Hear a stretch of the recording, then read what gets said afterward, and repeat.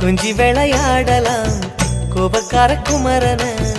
எப்படித்தான் ஆடலாம் குளத்தை போல மனசு கலங்குது குமரா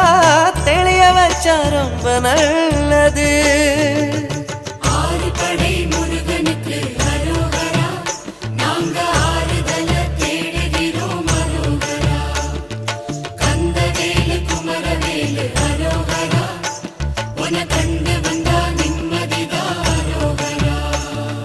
பழனியிலே சந்நியாசி தணிகையிலே சம்சாரி உன் கணக்கு புரியலையே முருகா